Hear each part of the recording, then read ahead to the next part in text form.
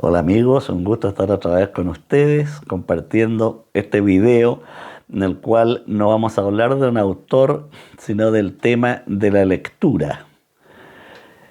Habitualmente cuando pensamos en escoger una obra, un libro, podríamos partir basándonos en tres preguntas básicas. ¿Para qué leer? ¿Qué leer? ¿Y cómo leer? En el primer caso, ¿para qué una persona puede dedicar tiempo de sus días a la lectura? Hay numerosos estudios que comentan los beneficios que provoca la lectura en un sujeto, tanto en mejoría del lenguaje, de la expresión oral y escrita, de la ortografía y de la capacidad de análisis y reflexión. La lectura amplía el mundo de un sujeto. Yo no puedo ahora conocer la Edad Media, pero sí puedo informarme sobre lo que ocurrió en esa época a través de la lectura.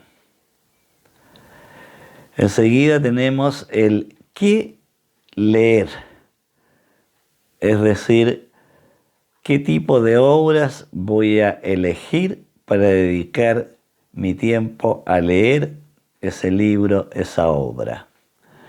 Podría pensar, por ejemplo, en variados temas como historia, filosofía, literatura, política, ciencias, etc. Esto nos lleva a adoptar un criterio de elección de un libro. En el caso que nos ocupa en este video es la literatura y por lo tanto las obras de ficción.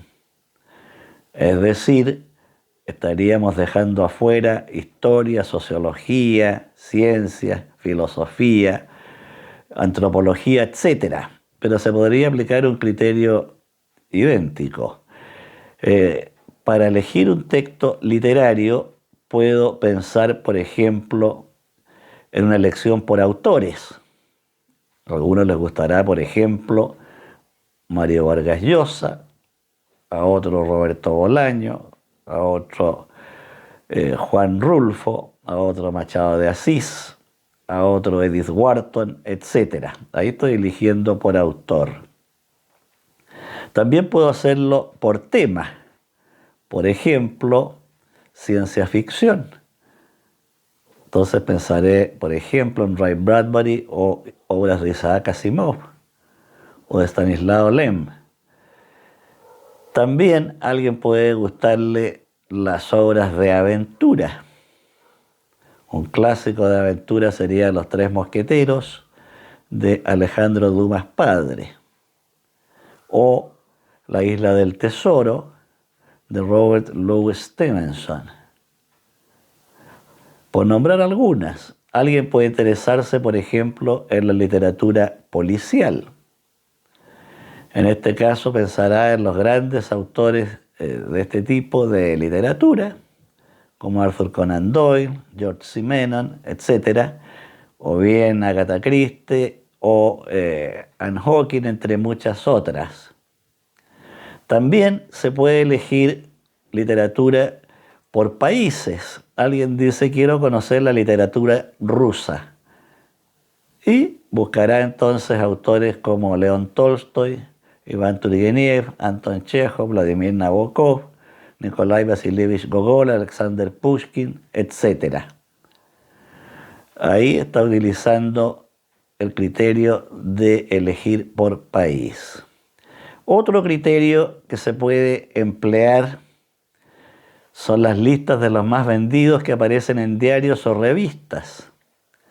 En este caso, el lector confía su preferencia a esta lista en que aparecen los libros y autores más vendidos según la temporada. Y por último, también puede basarse una persona en los comentarios de la crítica. Estas críticas literarias que aparecen en diarios y revistas o en anexos especiales de los diarios, y entonces elegir un libro porque tuvo un buen comentario, una buena crítica en aquel medio de difusión. Por supuesto que detrás de toda esta posibilidad electiva, de todas estas alternativas, hay algo inconsciente que llamamos el gusto propio. A alguien puede gustarle una obra sin importar lo que diga la crítica, sin importar lo que diga la lista de los más vendidos, simplemente le gustó o le gusta determinado autor o determinado tema. El propio Anton Chekhov decía que en materia de arte él se guiaba por un principio muy sencillo: me gusta o no me gusta, y eso le bastaba.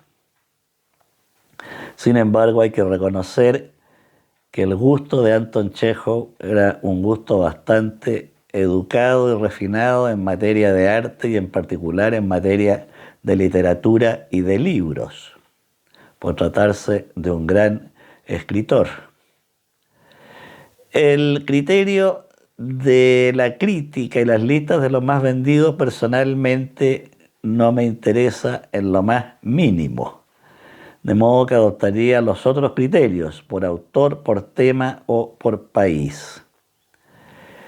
Hay un gran crítico judío norteamericano, Harold Bloom, que incluso ha escrito libros sobre cómo leer, ya no solo recomendando autores, sino cómo leer. Y aquí entro a la tercera pregunta que señalaba yo: ¿cómo leer un texto? Sin compartir todos los criterios de Harold Bloom, que exige una serie de requisitos normativos para una lectura adecuada que no comparto, creo que una buena lectura debe ser aquella en que el lector discute con el libro, dialoga con el texto y puede estar en parte conforme o discrepar del todo o una parte del libro. Esta es una lectura que lleva al sujeto a la reflexión, al análisis. Un libro puede dejarle enseñanzas, puede dejarle un sabor amargo, puede producirle alegría, risa, esperanza, tristeza, temor. Es decir, esta lectura despierta en el sujeto sensaciones, pero también puede hacerse preguntas. Por ejemplo, si alguien lee Estrella de Plata, que es un cuento de Arthur Conan Doyle, cuyo protagonista es el famoso Sherlock Holmes, el buen lector va a observar que Sherlock Holmes utiliza el método científico para resolver un caso. Y el autor de Sherlock Holmes era un médico, es decir, un hombre de formación científica. Aquí el detective privado usa método, usa reflexión y usa también la imaginación para poder descubrir al asesino o al que cometió el delito.